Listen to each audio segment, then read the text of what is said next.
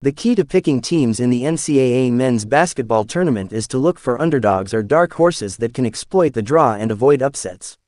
The top teams in the country primarily come from two conferences, but many more teams have the talent to make a run at the championship. Last year, North Carolina State went 17-14 and was a number 10 seed in the ACC tournament but ran the table before earning a number 11 seed in the NCAA tournament. The Wolfpack then blitzed through the South region to reach the Final Four. Clemson was the only other team seeded above the number 5 line to make it to at least the regional final. Who could be the surprise team this year? Here are 4 teams that could make a run at the championship. Connecticut.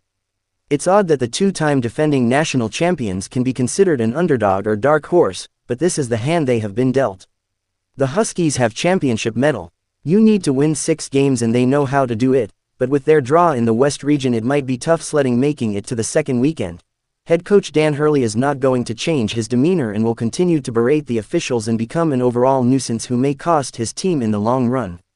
Guard play is essential to tournament success, and with leading scorer Solo Ball and 2 bigs in Liam McNeely and Alex Karabin who can finish, it's not all that crazy to envision UConn making a run at a three-peat.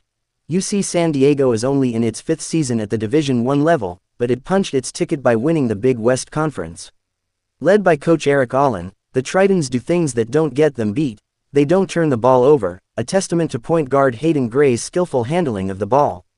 They force turnovers and are efficient at shooting from long distance, making nearly 11 three-pointers a game.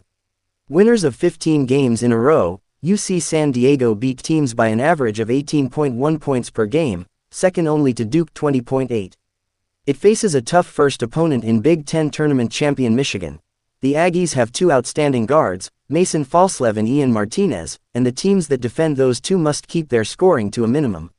If there is one word to describe this team, especially on the offensive end, it is efficient, ranking 10th in the NCAA in that category. The defensive end is where the Aggies might run into trouble, but make no mistake about it, Utah State can go on a run and make some noise. Utah State takes on UCLA in the first round, Texas A&M. The Aggies have hit a bit of a skid lately, culminating in their second-round exit in double overtime to Texas in the SEC tournament. The question for the NCAA tournament is, which A&M team will show up? The one that beat Auburn earlier this month, or the one that lost 4 in a row before upsetting the Tigers, eliminating any talk of a possible number 2 or number 3 seed?